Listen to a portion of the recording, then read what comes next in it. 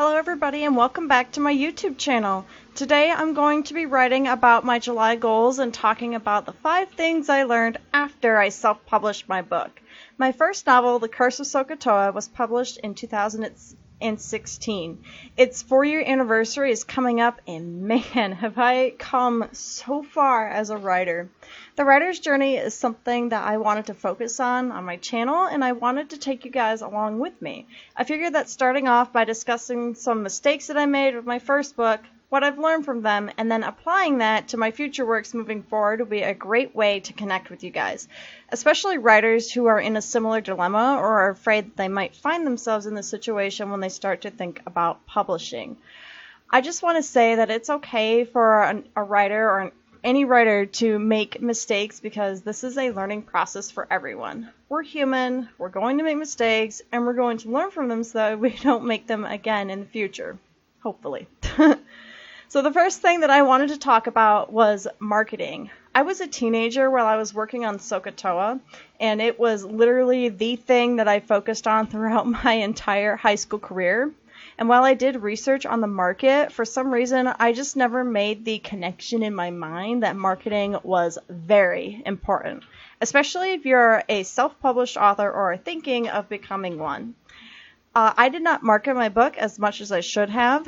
When my book came out, I did a simple Facebook post on my timeline so that way all of my friends knew about it. My family insisted on buying a few copies, and then I did some local marketing. Because I live in a small community, this was something that was easy for me to do. I contacted my local paper, and they interviewed me, and then I reached out to my local library and to the community college and sold a few copies, and I even got to do a reading. As someone who is very shy and awkward around people and lacked any kind of public speaking skills, this was very terrifying for me. But I pushed through it. I knew that I had to if I wanted my book to succeed, and unfortunately, it wasn't enough.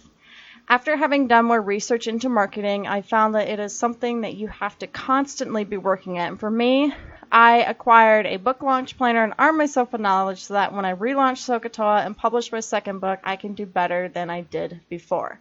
Hopefully.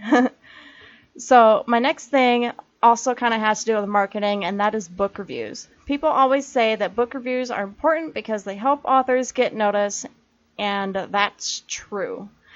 Think of each book review as a person that is having a conversation about your book. The more that people talk about it, the more that people are going to want to know what all the buzz is about, and the more it's going to draw in readers who in turn will start to talk about your book and so on and so forth. This is how your book is boosted in, say, Amazon's algorithms and makes it pop up in your as a top search result or gets recommended to readers as they're shopping. Not only that, but it's also good to have people's opinions on your work, be it good or bad. The writer's journey is a constant learning experience, and pretty much any review can have value for you as a writer that you can use and help yourself grow. Now, Sokotoa currently only has a couple of reviews on Goodreads and Amazon because I didn't fully understand the importance of book reviews, but knowing what I know now, I have since been able to discover some places on Instagram where I can have both professional reviews done as well as regular reader reviews for my book. And I hope to utilize these resources in the near future, and I will leave a few linked down below. The third thing is especially important for writers who are thinking about self-publishing, and that is building the author platform. This is something that I am still learning to do myself, and I'm taking you guys along for the ride with this one. Building an author platform involves finding a target audience, having some sort of niche, and building your brand. Usually it involves creating some kind of online social media presence. For me, I have chosen Instagram and YouTube as my main platforms, but I've also have a website for other different kinds of content. This is mostly for you to gain exposure to your target audience for your book, and so that way people know who you are when the next book comes out. As I mentioned already, the only online thing that I did for Sokotoa was make a Facebook post. And going forward, I hope to grow my online presence and talk more about my novels and my future novels that I hope to one day write. The last two things are more of my personal opinion given how much it has helped me boost my confidence as a writer and in my writing itself. And one of those things was hiring a professional editor. SOHCAHTOA, as it is right now, has not been professionally edited. All things considered, I think it turned out pretty well. My novel went through the usual friends and family editing that most first books go through. But then I emailed a few chapters here and there to a few of my online friends, and finally, the massive amount of editing that this book went through was with the feedback that I got from an online critique platform called critiquecircle.com. After the feedback I got from there, I was able to completely rewrite and polish out the plot holes in my book, and the book that's online now, before the relaunch, is that edited copy of the book. It has, right now, it has not been touched by a professional editor. But even after all that, I still felt like I needed one. So I posted an ad in one of my writing groups on Facebook, and I hired my current editor. She is a line and copy editor, so she's mainly working on polishing my sentences and some grammatical errors, but let me tell you, it is well worth it. I know that an editor can be expensive, but for someone like me who lacks in editing skills, it is worth the investment because it's only going to make your book better, and in the long run, it'll also help make your writing better as well.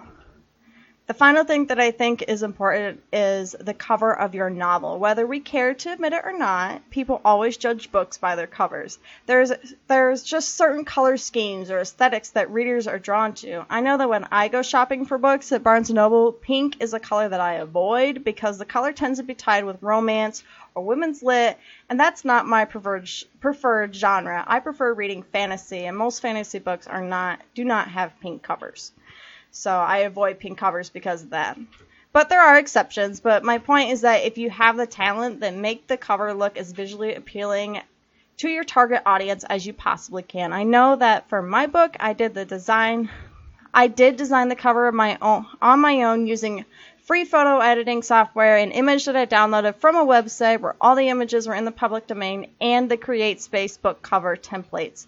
And for me, it worked out just fine. But I know that it could be better. And you want your book to leave a good first impression on your reader or any potential reader. And for me, that first impression is something that I want to be proud about. Whether or not I design the cover for my second book is still up in the air, but for SOHCAHTOA's relaunch, it will be featuring a brand new cover that will hopefully grab my reader's attention and then have them hooked until they reach the back cover of my book. So that's all I got for you guys today. If you like my content this week, then please feel free to like, comment, and subscribe. And for more content, you can check out either my Instagram page or my website, which is linked down below. And if you're looking for something new to read, then go ahead and take a look at my novel, The Curse of SOHCAHTOA, which is also linked down below. I hope that you guys enjoyed my video today, and I will see you guys next week with an update on my library makeover. Have a great week.